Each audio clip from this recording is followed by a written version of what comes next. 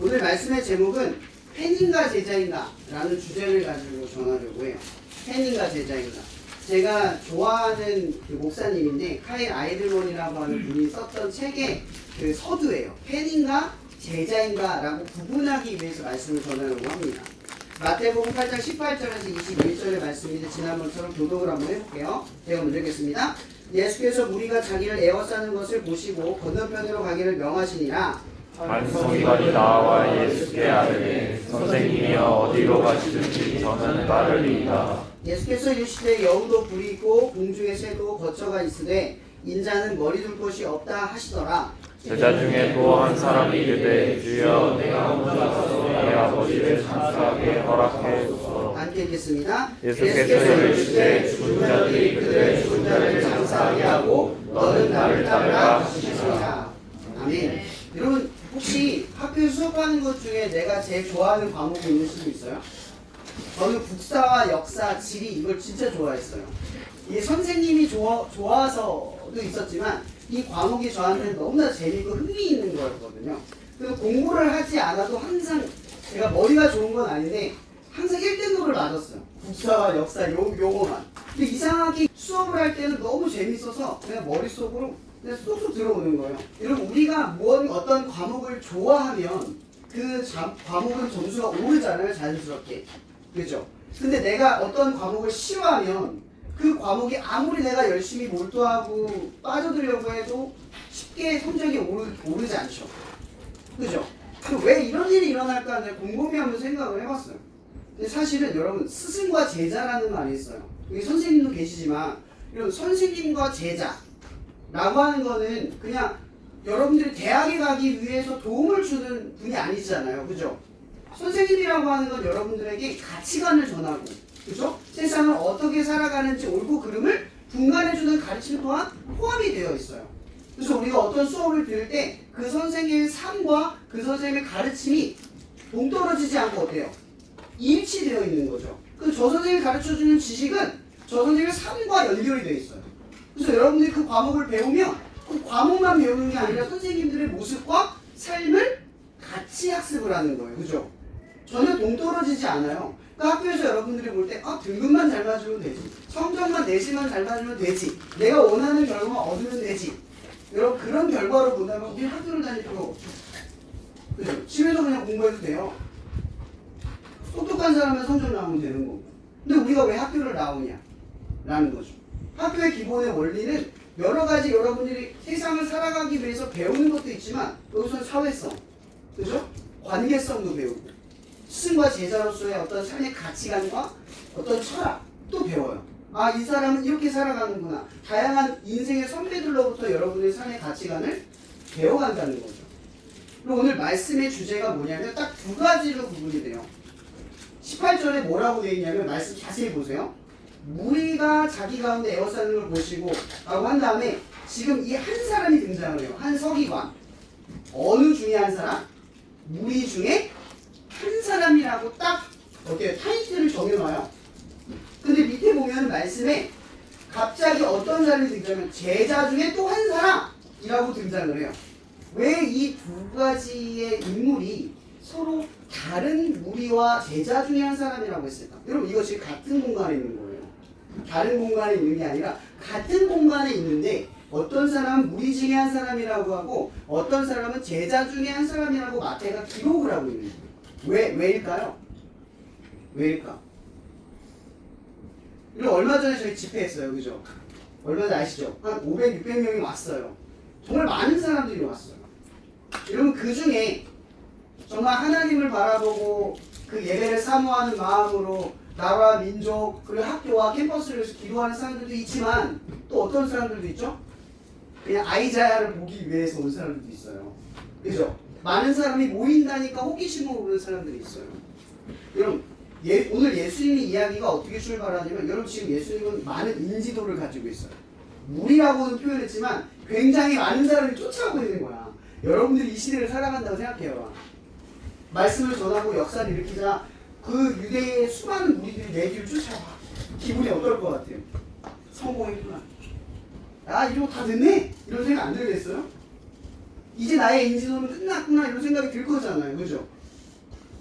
근데 지금 무슨 말을 하냐면 수많은 사람들이 예수님을 따르고 있는데 지금 마태는 그 수많은 사람들 중에 두 개의 뭐라고 하죠? 사람을 분리하고 있어요. 무리와 제자. 많은 사람이 그 자리에 있지만 그 중에 제자와 무리가 있다는 거죠. 이 무리가 팬이고 이 제자가 제가 말하는 제자예요. 그럼 팬은 여러분 팬심이라고 하면 올바른 팬심도 있겠죠. 여러분 연예인 좋아하고 이러면 열렬히 사모하는 팬심들도 있잖아요. 근데 팬심이 지나치면 어떻게 돼요? 팬이 연애를 하거나 그죠? 어떤 가치관에 잘못된 걸 하면 어떻게 돼요? 공격을 해요. 왜죠? 팬은 내 가치와 부합되는 존재니까.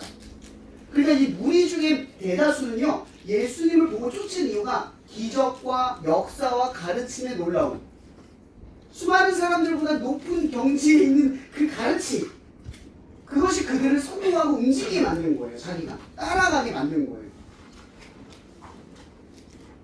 근데 그건요 예수님에 대한 뭐가 있냐면 기대감이 있는 거예요. 기대감.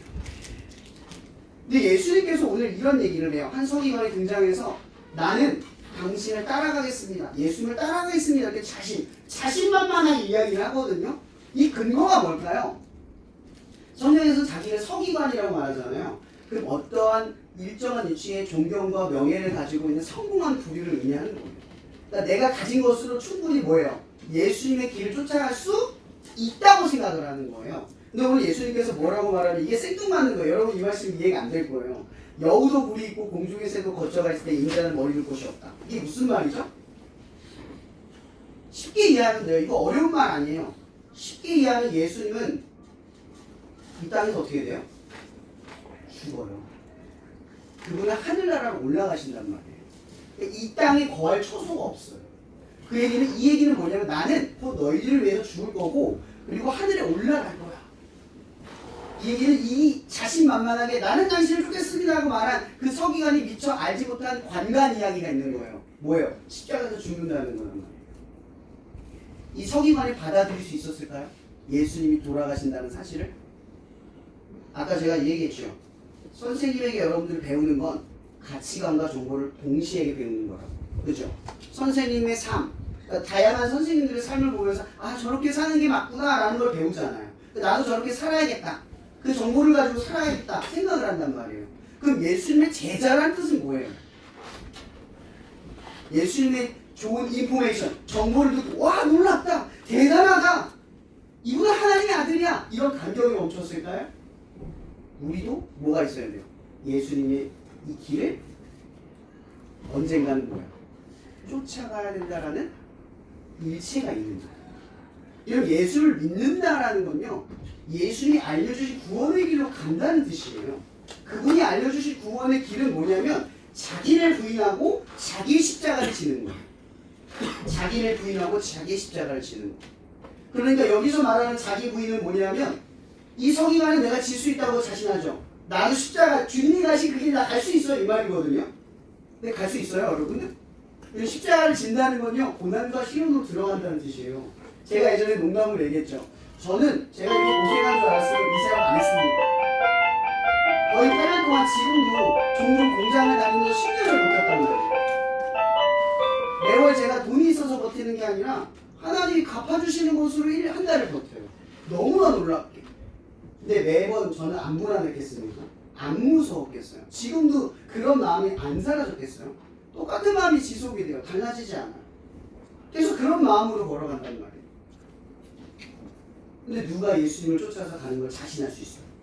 없죠. 자기 부인이라는 건 뭐예요? 난 못해요 지금. 나는 못해요. 근데 자기 십자가는 뭐예요? 나는 못하지만 내가 지어야 할 십자가를 지겠습니다. 이거. 나는 못하지만 자기의 십자가를 지겠습니다. 이 얘기를 하는 거거든요. 당신이 지신 십자가 나도 지고 걸어가겠습니다. 이 얘기하는 거예요. 나는 못한다가 전제예요. 나는 안 된다가 전제예요. 그래야 그 길을 걸어갈 수 있는 거예요.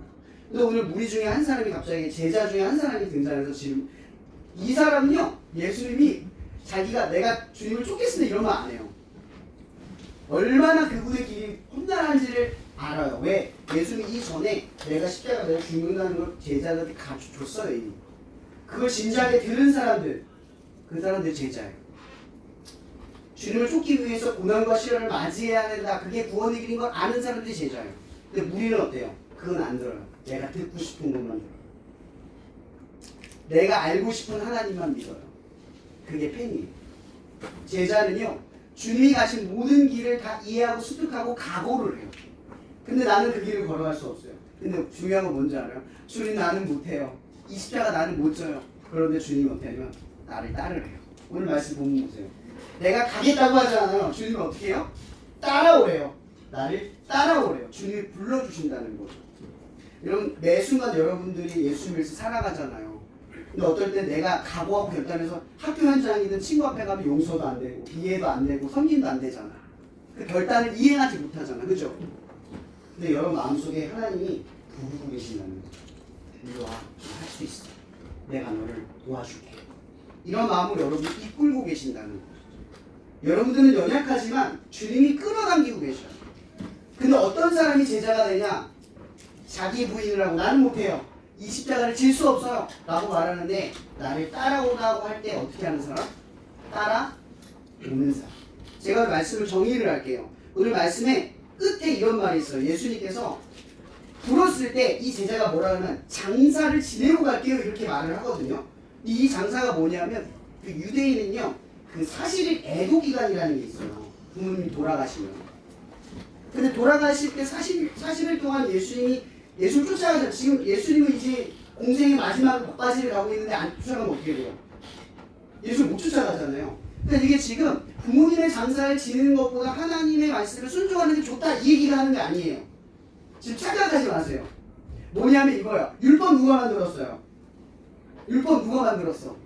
하나님이 만들었잖아요. 부모를 공경하라. 이거 누가 만들었어요? 하나님이 만들었단 말이에요. 그러니까 원래의 선함의 원칙은 항상 뭐가 우선이냐면 하나님이 우선이라는 뜻이에요. 지금 예수님이 눈앞에 있잖아요. 이 명령은 누구의 명령이에요? 예수님을 통한 하나님의 명령이란 말이에요. 나를 따르라. 그러니까 부모를 공경하는 것이 물론 중요해요. 이게 관가되거나 하면 안 된다 이게 아니라 이것보다 지금 더 중요한 게 뭐냐면 그 율법을 만드신 하나님이 부르시고 계시다는 뜻이에요.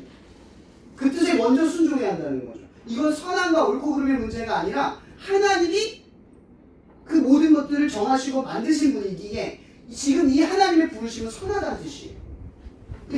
예수님께서 뭐라고 말하냐면 죽은 자는 죽은 자가 장사하겠더라. 이 이야기를 하는 거예요. 그래서 지금 이거 오해하면 안 돼요. 집에 가서 부모님의 말씀 안 듣고 하나님 먼저예요. 하나님 왜 순종해야 돼요? 이러면서 부모님 말씀 안 따르라는 이야기가 아니에요. 여기서 제일 중요한 원칙은요. 이 율법, 이 선과 오를 누가 만들었냐는 거예요. 하나님이 만들었다는 사실을 알아야 한다는 거죠. 지금 이 제자에게는요. 납득할 수 없어요. 이거. 왜냐하면 율법을 어기는 거거든요. 유대인들에게 율법을 어기는 건 죄예요. 거룩함이 아니란 말이에요. 근데 하나님의 아들이 거룩하지 않은 방법으로 나를 쫓아오라고 말해요. 이해되지 않아요. 근데 어떻게 해요? 제자는. 그럼 스승의 말씀이 다 이해가 돼요? 선생님이 여러분들 혼낼 때 왜 혼나는지 다 이해해요? 선생님은 알아요. 왜 혼내는지. 그게 여러분들은 필요한 줄 안단 말이에요. 근데 나는 몰라요. 나중에 내가 꼭 필요한 건 모른단 말이에요. 그럼 예수님이 지금 이 제자 중 한 사람을 불렀을 때 이 제자는 알았을까요? 대부분 하나님이 여러분들을 부를 때 여러분들 잘 이해가 안 돼요. 왜 이거 하라고 그러는지 이해가 안 돼요. 근데 어떤 사람이 제자가 되는 줄 아세요? 스승을 믿고 행동으로 옮긴 사람들이 스승의 뜻을 이해해요. 아멘? 이런 무리가 되지 말고 제자가 되는 법은요. 하나님의 뜻은 이해할 수 없어도 그분이 불렀을 때 그 일을 행하는 사람들이 하나님의 뜻을 이해한다는 뜻이에요. 하나님이 그런 사람을 제자로 만드세요. 여러분 성경 어디에도요. 내 스스로 난 하나님의 제자다. 이렇게 확언하는 사람이 없어요. 어떤 사람이 제자가 되냐? 하나님을 불렀을 때 이해되지 않는 상황 속에서 하나님의 뜻을 경험하는 사람들이 제자가 됩니다.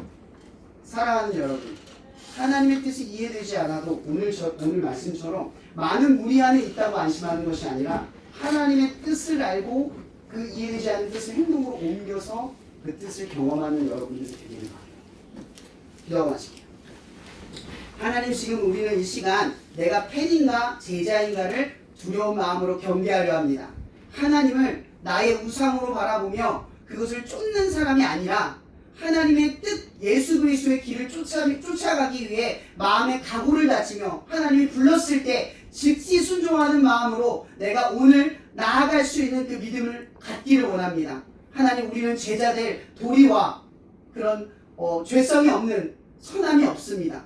그러나 주님, 이 시간 우리를 제자로 부르셔서 우리를 제자로 이끄실 줄 믿사오니 오늘 이 시간 여기 친구들이 하나님의 제자가 되어서 그 순종으로 나아갈 수 있는 하나님의 뜻을 경험하는 자리로 인도하여 주시옵소서. 모든 것에 감사하며 살아계신 예수의 이름으로 기도합니다. 아멘.